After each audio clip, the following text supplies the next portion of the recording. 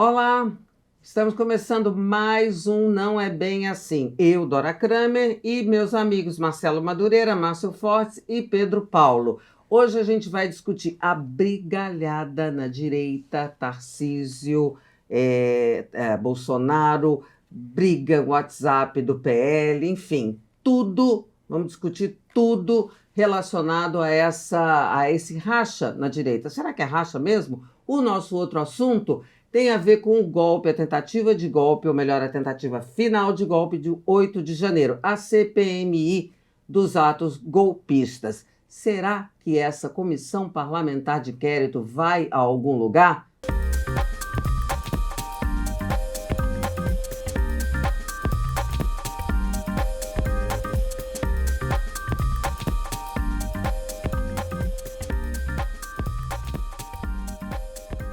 Vai, Marcelo. Este é o Não É Bem Assim, com Dora Kramer, como ela já disse aqui. Não se esqueçam de, antes de mais nada, já dar o seu like, né, para a gente continuar cada vez mais presente nas plataformas de internet. E também mandar seus comentários, críticas, compartilhar com os amigos e, sobretudo, assinar o nosso canal. Só um instantinho, eu esqueci de dizer que o nosso programa também está em todas as plataformas de podcast e videocast, como Spotify e todas as outras. Vai lá. Vamos lá. Então, o assunto que eu estou gostando mais é essa briga na direita, tá? Não acho algo muito anormal, vou dizer para vocês aqui, tá, para as pessoas que estão espantadas, tal. Eu chamaria de as dores do parto da direita, porque a direita era uma coitada que mandava no submundo, mandava no subterfúgio. Depois de ter mandado, de ter infelicitado o país com a ditadura, ela atuava, digamos assim, no subsolo, escondida, envergonhada, como diria o Hélio Gaspari, mas não tinha aquela coragem, não tinha orgulho de si, não tinha coragem de dizer o seu nome, e agora ela tem. Então, acho natural que esses embates, esses choques entre correntes ocorram. Eu me lembrei, sabe, nessa confusão de Tarcísio, de Bolsonaro, que na verdade é só superfície. Acho que esses dois não brigam, eles brigarem, porque um depende do outro. Mas a tensão na moçada, né, no segundo, no terceiro escalão, ela é permanente. E eu me lembrei de como aconteceu lá quando o PT conseguiu chegar ao poder. Houve o mesmo tipo de tensão. O PT expulsou deputado que votou no Tancredo Neves no colégio eleitoral. O PT expulsou deputado que contestou a política do Lula, adotada pelo Lula, que adotou a política do tucanato no início do governo, que gerou o PSOL, a Heloísa Helena, Babá, aquele pessoal todo. Então, esse tipo de tensão acho normal, mas o que é novidade é acompanhar o processo, porque os processos, as maneiras são diferentes, até porque a liderança também é diferente. Tarcísio e Bolsonaro, muito diferentes de Lula, Zé Dirceu, Zé Genuíno, enfim.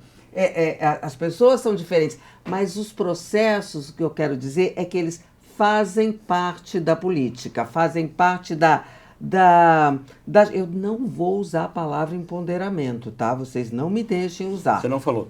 Não falei, tá? E não falarei. E não falarei narrativa também, tá bom? Também, não então, falo. Isso faz parte da narrativa do empoderamento da direita. Eu só vou falar uma frase. Não tem lugar na direita, ao mesmo tempo, para Jair Bolsonaro e Tarcísio Freitas. É só isso que eu falo. Por que, gente? Alguém responde isso? A direita não tem espaço para isso. Eu acho que o Bolsonaro se colocou dentro da direita muito pela capacidade de comunicação, de gerar pauta que ele desenvolveu junto com o Carlos, né, que foi quem conduziu a questão da internet, que foi aonde ele surgiu, foi aonde ele se colocou, né, como uma alternativa, como uma possibilidade para a direita, né? O Tarcísio vem de um caminho completamente diferente. Ele vem no caminho de conteúdo, ele vem no caminho de estar tratando da política, apesar de ser o técnico, com um faro bem razoável, né? Bem razoável. Ele não está se posicionando assim drasticamente contra o Bolsonaro, nem se posicionará. Ele está ali esperando, está boiando, está trabalhando, é dedicado, né? E sobretudo, utilizando o poder de ser governador de São Paulo. Sim.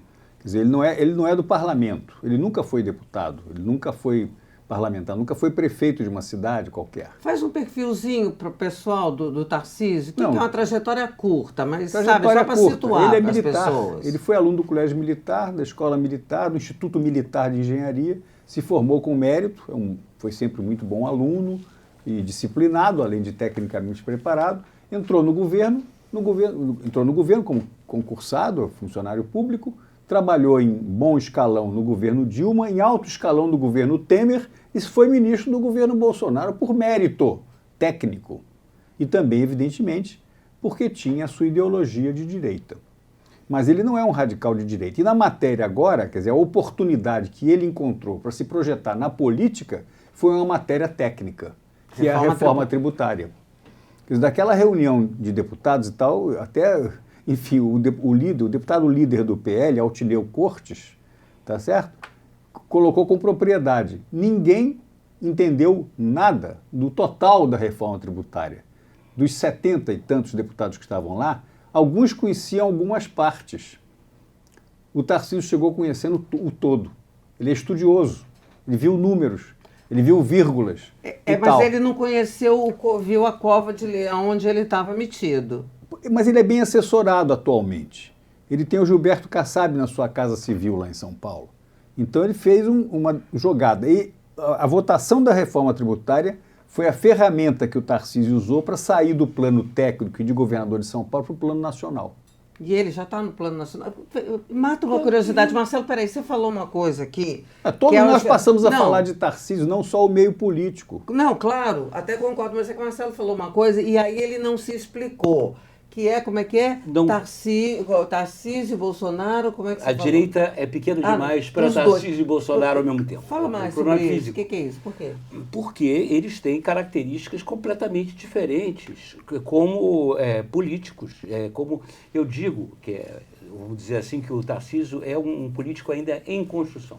Bolsonaro já é um político acabado e no sentido de acabado também Em no lato desconstrução, senso. pode ser? Talvez em desconstrução. eu acho. Eu achei um movimento ousado, por exemplo, do Tarcísio ir lá na Cova dos Leões, que ele não é do Partido Liberal, ele não é do PL. Ele foi lá defender a reforma tributária, ele foi provocar uma cisão num outro partido. Parece, ele não é do PL, é do Republicano, Isso, gente. e ele foi na reunião do PL, sendo do Republicanos, provocar uma cisão dentro do PL, provocar uma cisão lá dentro, e de fato, provocou, e o Bolsonaro caiu feito um patinho, porque o Bolsonaro radicalizou, resolveu radicalizar, fechar a questão do partido, do PL, ao qual ele não é o dono, porque ele não é o presidente, ele não tem a caneta BIC na mão, que assina cheque. Ele não tem a chave do não caixa. Tem a chave do cofre. Do caixa, ele radicalizou na questão e o que aconteceu no plenário? Perdeu o Playboy.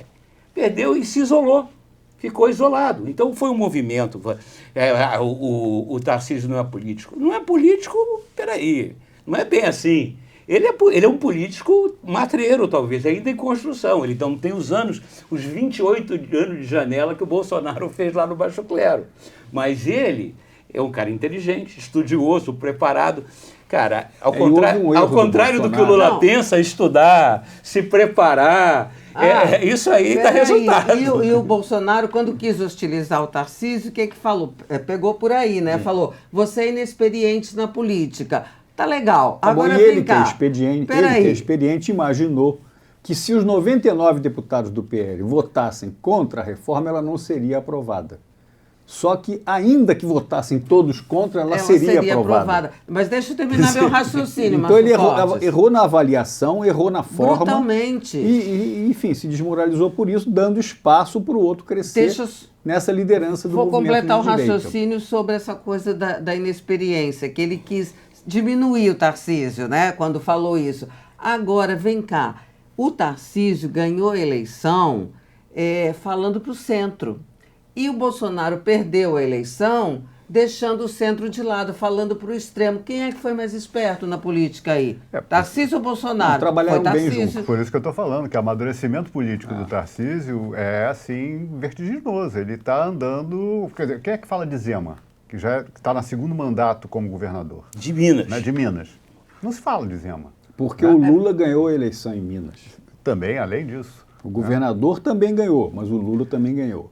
Então eu acho, numa análise superficial tosca, que você não vai deixar eu progredir nela, porque você não é tosca, é mais informada de tudo que eu, o Tarcísio não se comportou nem como direita nem como de esquerda nesse tempo todo. Ele se comportou como governador de São Paulo. Ele traduz a voz da maioria do estado de São Paulo. Deixa você concluir, porque na minha opinião está certo. Eu concordo com você. Ele não foi lá votar a reforma tributária por uma questão nem técnica, nem ideológica, nem nada. Ele foi lá porque ele entendeu, sentiu que o estado de São Paulo inteiro estava a favor da reforma tributária. E se deu bem na política, não se deu Pronto, bem? Porque quem se perdeu deu. nessa coisa? Mas a primeira demonstração dele foi quando teve o 8 de janeiro e que ele prontamente foi. Foi pro Lula. Quer dizer, o Bolsonaro ficou fulo com essa história. Quer dizer, por que, No que ele mesmo foi? dia, Ele já estava no papel de governador, ele não estava no papel de líder da direita, não estava comprando essa briga. E, aliás, ele conversa com a esquerda, ele conversa com o centro, ele tem uma outra dinâmica, é uma coisa que está clara. Eu acho que está aparecendo... O Madureira está com uma cara aqui do lado eu de quem diz assim... Não, eu estou pensando o seguinte, o Márcio Forte sempre fala, né? Estamos em julho de 2023. Ainda tem pela frente 3 anos e meio de governo. E 3 anos para escolha, para definição de candidatos às eleições de 26. Sim, mas eu quero dizer o seguinte, a reforma tributária é talvez um Rubicão, um divisor de águas do governo do Lula. O Lula vai ter tempo suficiente para colher os resultados, mesmo que não é a reforma tributária dos nossos sonhos, é uma reforma meia-boca, é mais ou menos como, guardadas as devidas proporções, o plano real. O Lula vai ter tempo suficiente para recolher os louros, os benefícios dessa reforma tributária, lá na véspera da eleição de 2026. Isso é o lado da esquerda. Você acha, não? Não Acho. entendi. Não. Quais são os louros que ele viria carregar? Quer dizer, o país dizer, melhorando, não. tal como foi no plano real? O Tarcísio Freitas, como um homem público e esclarecido e de direita, ele percebe não mais do que a necessidade da reforma tributária, apoia essa reforma tributária. Agora, aos olhos do povo, né, os benefícios que vão rolar dessa reforma tributária a curto prazo vão ser creditados no governo Se Lula. rolarem benefícios, né?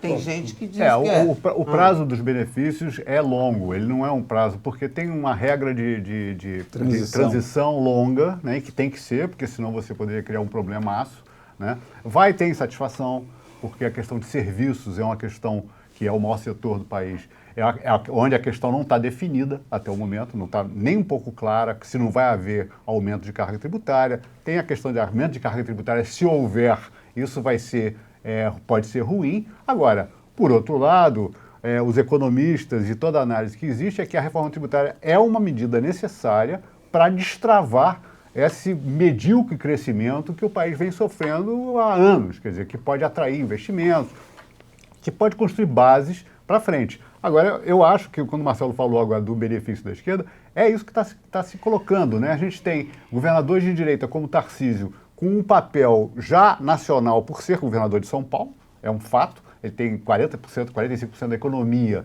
na mão dele, né? Então ele tem esse poder de qualquer maneira, e tem do outro lado, o que eu já falei outras vezes, o Haddad, cada vez mais avançando nessa questão da capacidade de negociação e se posicionando meio de centro, né? Ele é o centro, ele está junto ali com a equipe, com aquela história. Então a coisa vai vir uma liderança para assumir esses 40%, 60% aí de capital do meio? Veio aqui uma ideia, é o seguinte, quando você fala Haddad, Tarcísio, para a gente simplificar, um raciocínio simplesinho que eu fiz aqui os herdeiros, as criaturas desses criadores, de Lula e de Bolsonaro, só para raciocinar, né, porque é meio simplificado isso, são completamente diferentes, né, deles.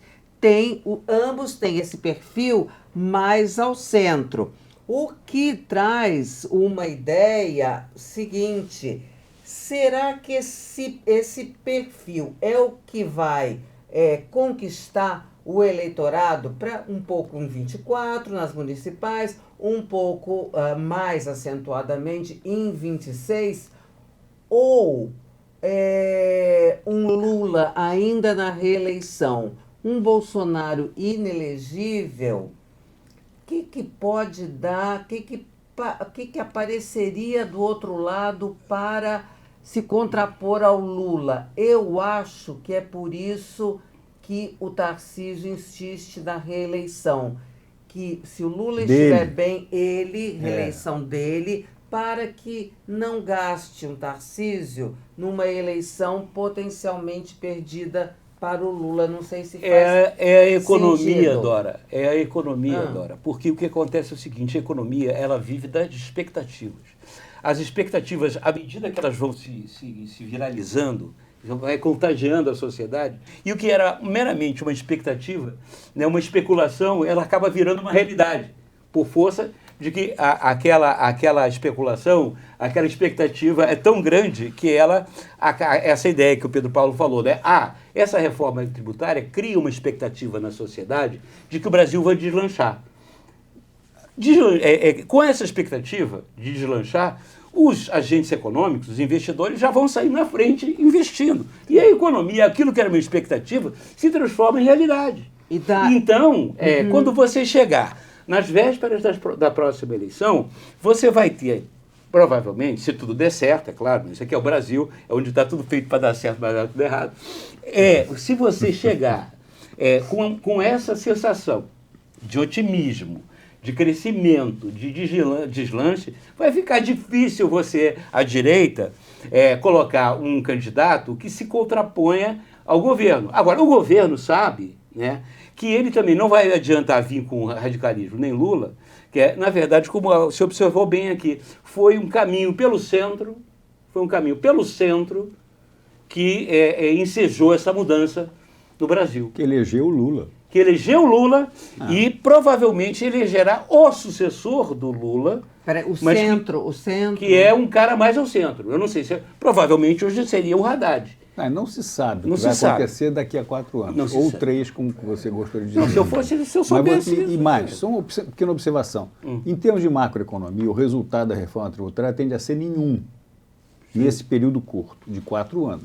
Concordo. Mas em termos da simplificação, quer dizer, no âmbito interno de cada pequena empresa, aquela coisa toda que é o grande empregador do país, o otimismo vai ser enorme. Eu fui claro você, em vez de ideia. ter que encher livros e livros de CMS, tá entendendo? Fazer uma declaração por via eletrônica, qualquer coisa assim e tal, automatizando o seu serviço, se sentindo menos injustiçado pelo sistema tributário, que é o que hoje os pequenos empresários têm no seu dia a dia. Ele se sente injustiçado. E os cidadãos também. Cada um de nós fazendo a conta de... Né? O projeto de reforma tributária, que passou na Câmara, não passou no Senado, vai voltar para a Câmara e tal coisa, é muito deficiente, mas não faz mal. Por exemplo, não tocou na questão da Previdência Social. Claro que teve uma reforma, mas o fato é que na folha de pagamento da Dora Kramer, tá entendendo? Desconta 20 não sei quantos %, poxa. De cara. Agora...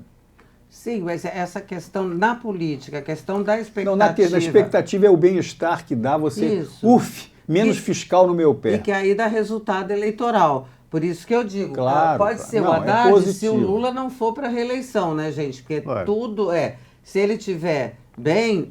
inimaginável que ele não vá. É inimaginável que o Haddad vai concorrer contra o Lula. Não vai. Não, isso não existe, até porque no PT só tem um lugar. Eu sei, mas vamos supor que o Lula não seja candidato por alguma razão. Quem está na frente hoje... É o Haddad. É o Haddad, que não é um esquerdista radical. Não. Ou está mostrando uma capacidade de conquistar fatias políticas e de opinião pública que não são esquerdistas. E que, em grande parte, votaram no Lula sem ser esquerdistas. O Lula pode arrumar um avatar, a Janja. Não pode, não prevalece. Porque a legislação não permite, né? Primeiro é proibido. Eu não sei se pode. Não Eles permite, são casados pelos permite. Laços sagrados do matrimônio? Foram, você não viu a cerimônia? Não, a cerimônia assinou o papel? Assinou. Assinou. Saiu na Caras? Na Caras não. Então não saiu na Caras. Não, mas saiu no Diário da Se não saiu na Caras, não tem validade. O Vaticano não valida casamento que não sai na Caras. Diário da Justiça. Pronto. O Diário Oficial. Não, casamento, quando você casa no cartório, não precisa casar na Então tá igreja. bom, então esquece. Eu lembro sempre que eu ponho sempre essas questões. O mundo está em profunda transformação. Esse é um fato. né, em 3 anos, não estou falando de 4, muita coisa pode acontecer. Quer dizer, tem vários planos que estão colocados aí, tem agora, eu vi ontem, o novo plano da economia verde, né, que querem lançar até para levar para a Europa, para poder fazer mitigar essa discussão da União Europeia, do acordo Mercosul, blá, blá, blá, blá. Mas esse troço está andando muito rápido, né? É muito louco, porque a gente fica vendo a disputa aí de Mark Zuckerberg com Elon Musk, literalmente disputando palmo a palmo, na porrada, na pancada, jiu-jitsu e outras competições, né, Marcelo Madureira? Não, luta de boxe. Luta de boxe, tamanho do pênis, até isso eles estão disputando, que é uma coisa de maluco, mas isso é transformador dessa história toda. A gente não pode esquecer que Bolsonaro foi fruto dessa história. Como é que isso vai se desenrolar? A gente ouviu o Márcio falando agora daquele garoto lá aqui no nosso esquenta, Nicolas né? Ferreira. Do Nicolas Ferreira. O que uma figura dessa pode ser? Então, eu não acredito que isso vá ser preponderante, porque eu acho que a gente está lidando agora com questões, como eu gosto de falar, políticas públicas são marcos muito importantes daqui para frente para lançar as pessoas por uma possibilidade de presidência, ou até de governador, do que seja, de uma preponderância no executivo. Né? Vocês acham, você falou em políticas públicas, me veio aqui uma ideia. Essa coisa de oposição pela oposição, que o PT, que foi como o PT se formou, ela parece que já está superada, porque o que o Bolsonaro quis fazer na reforma tributária foi uma oposição pela oposição. Se deu mal, vamos ser contra, porque isso tem a marca do governo, a reforma tributária é do PT, o que é uma besteira, que o Tarcísio tentava naquela reunião do PL explicar. Olha só, gente, não é. Se a gente não puser a nossa marca nela, vamos perder. Vocês então votem como quiser. Ou não ele votem. já irritado, né? Então, será que... porque o Nicolas é uma oposição pela oposição. O Nicolas é um deputado federal. Deputado federal de Minas Gerais, de 20 anos de idade, 21, sei lá, enfim. 1,5 milhão de votos? 1,5 milhão de votos em Minas Gerais. Foi a maior votação da história do Brasil. Ele é um fenômeno. Eu estava lendo outro dia que uma moçada de colégio foi ao Congresso fazer aquelas visitas guiadas. Quem é que eles queriam conhecer? Nicolas Ferreira. Sabe? O cara é um sucesso. Agora, eu não sei se isso tem rebatimento eleitoral nessa nova composição de mundo. Por que eu falei das políticas públicas que disse o Pedro Paulo? Porque eu acho que está valendo mais quando um Tarcísio mira a reforma tributária mirando no benefício do eleitorado. Ele está fazendo muito mais isso do que uma política palanqueira, não? E os meios de comunicação pelas redes são não só em tempo real, quer dizer, uma coisa imediata, você fica sabendo, como a disseminação, você não sabe para que lado vai. O tal do Nicolas Ferreira tem, parece que 10 milhões de seguidores diários e 3 milhões e não sei quanto interativos, quer dizer, aquela turma que responde, não só lê. O que mais importa é isso. 10 milhões. Engajamento. É o engajamento. 10 milhões, puxa vida, então isso é tudo uma novidade. Mas falando o quê? Ainda é uma novidade. Mas pregando o quê? Né? Falando o quê? Essa pois é, então vamos lá.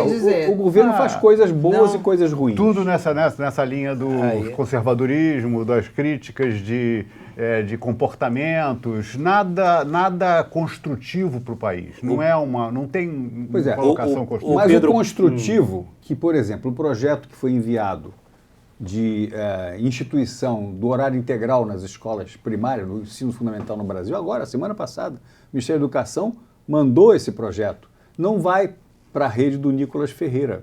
E eu não vejo outra rede, entendeu? Do outro lado, que consiga dizer a 10 milhões de seguidores que tem um projeto positivo do Ministério da Educação do governo Lula instituindo o horário integral no ensino fundamental.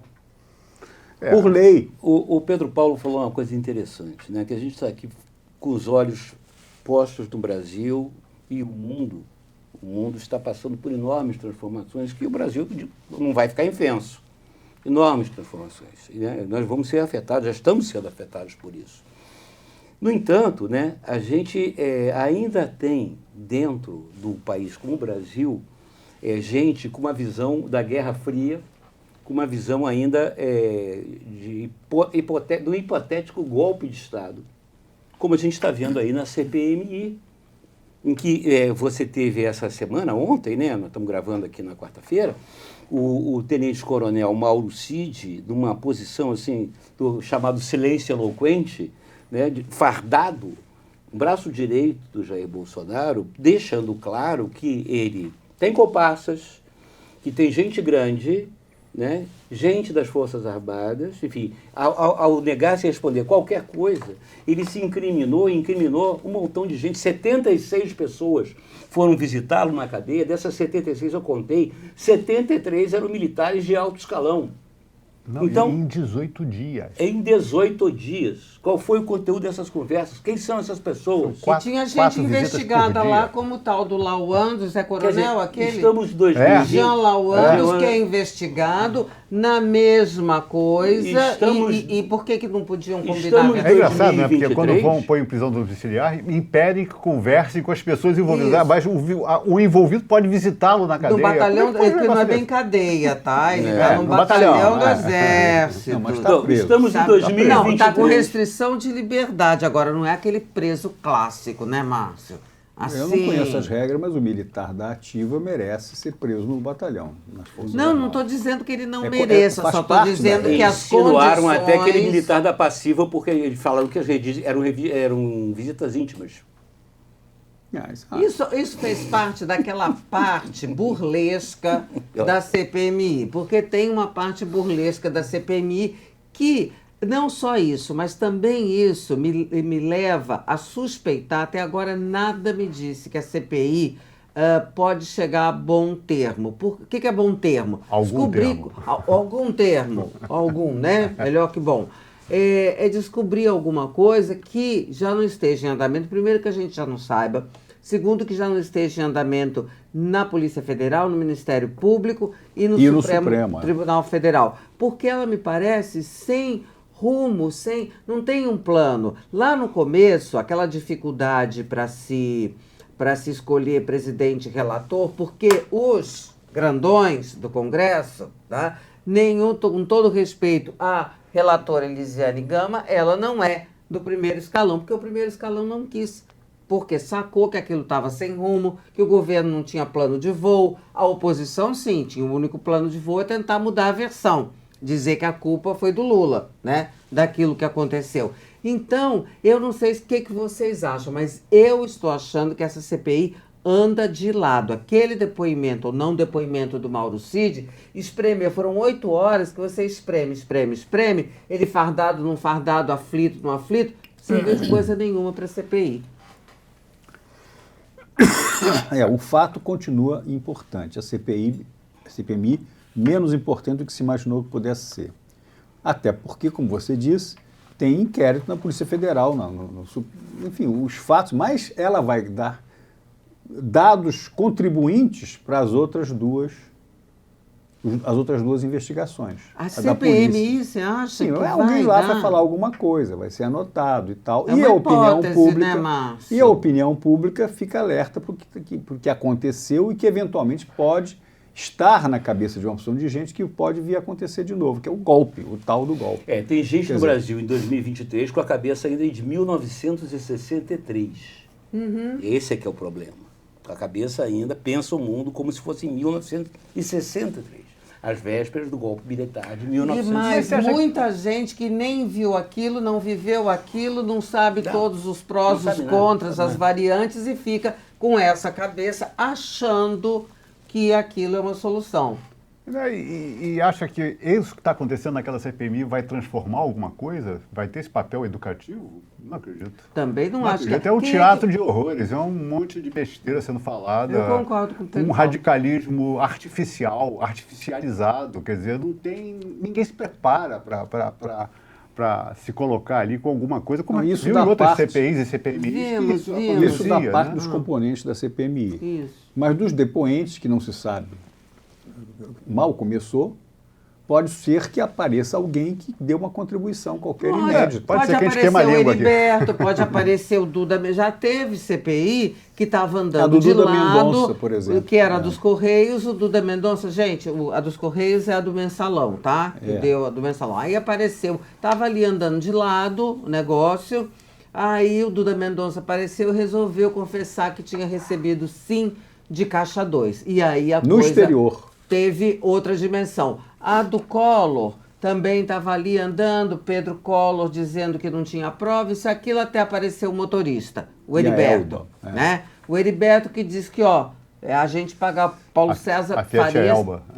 pagava a conta mesmo do... Da dona Rosiane. Da Rosiane. Fiat Elba depois foi a prova documental, né? cheque Mas o nominal. depoimento pode aparecer?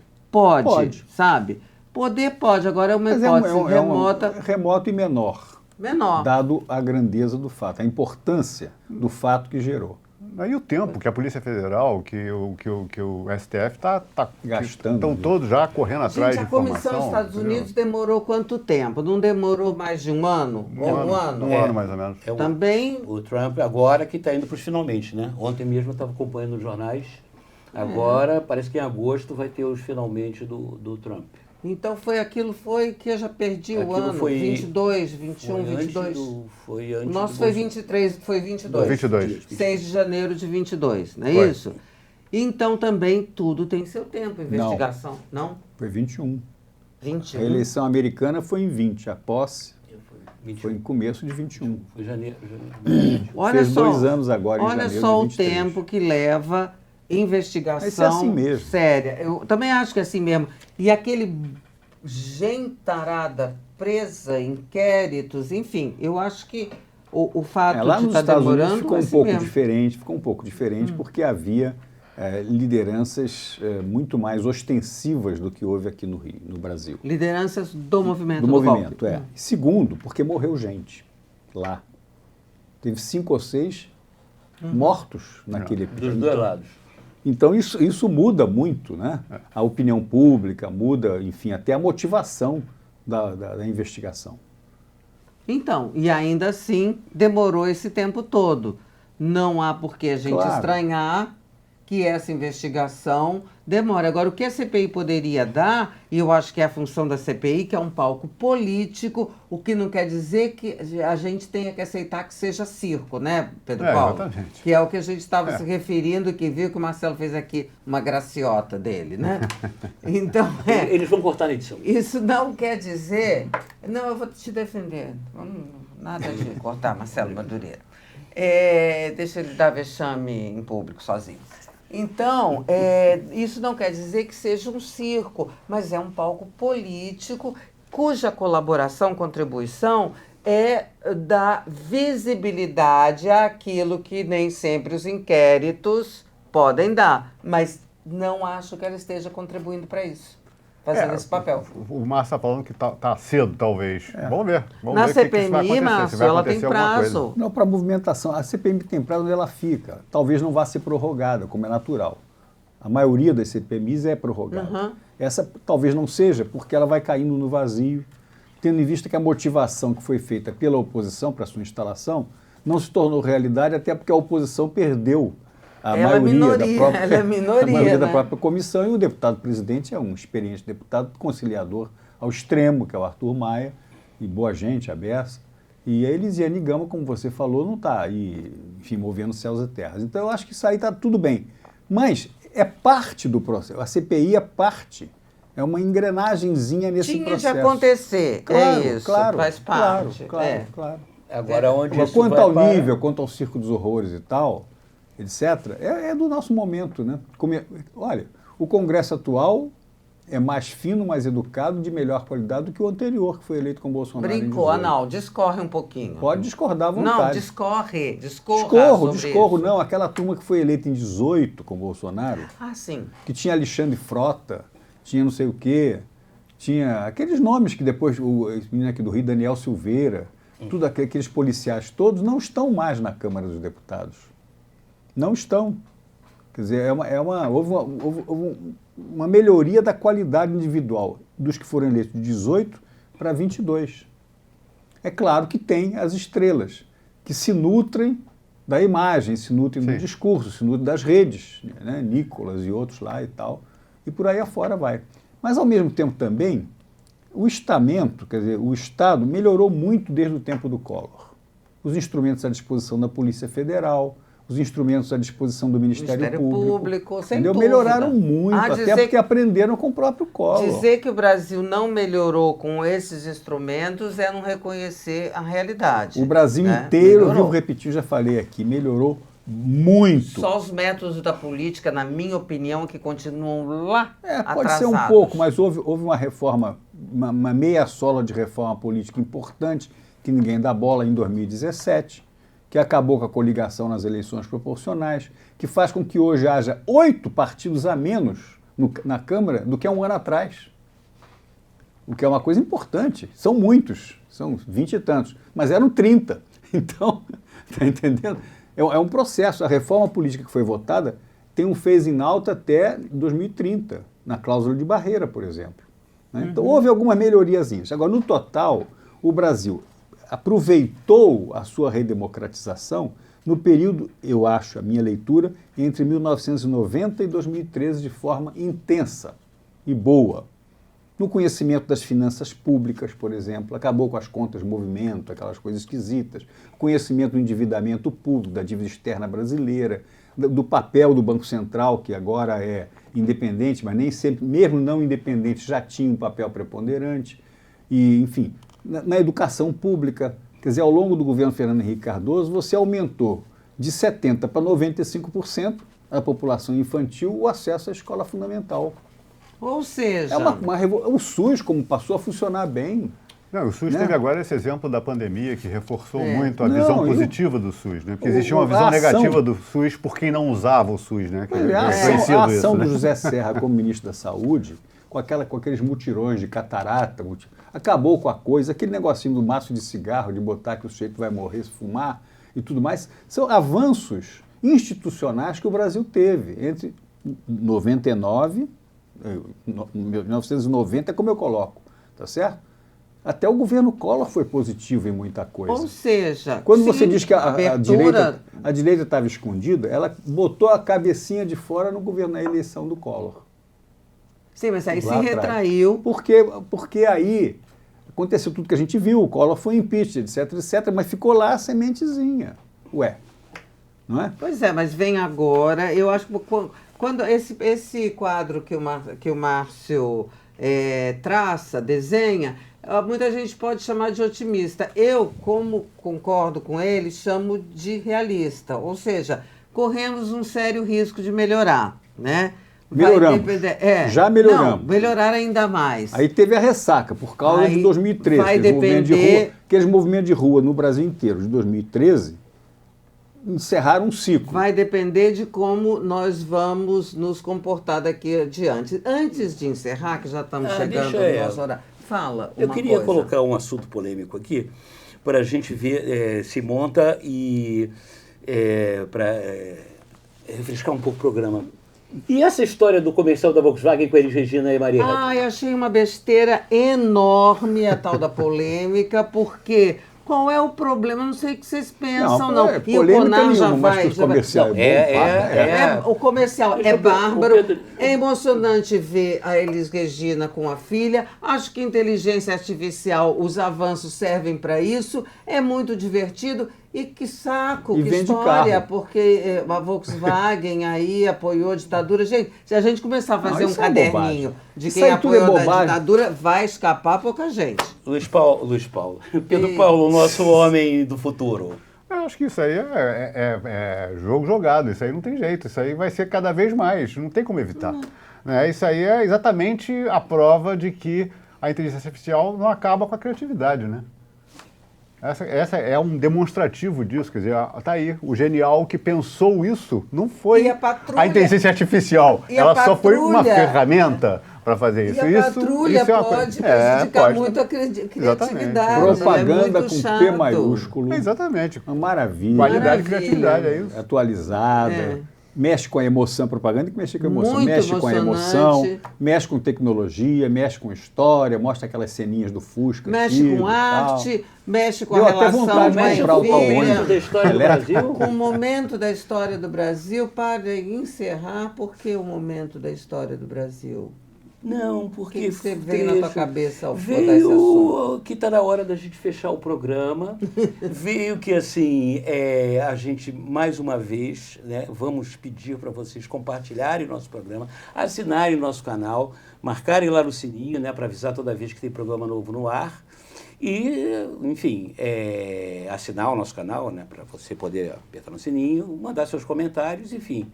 Estaremos aqui semana que vem de novo com Dora Kramer e seus amigos, do programa Não É Bem Assim. O canal é Dora Kramer, né? Acho que O canal precisa deixar o nome, canal é Dora né, Kramer, do canal, Vai por ficar aqui favor. embaixo o canal Dora Kramer, para vocês acharem com tá. facilidade no YouTube e também em todas as plataformas de podcast. Não esqueçam da gente, porque a gente é legal.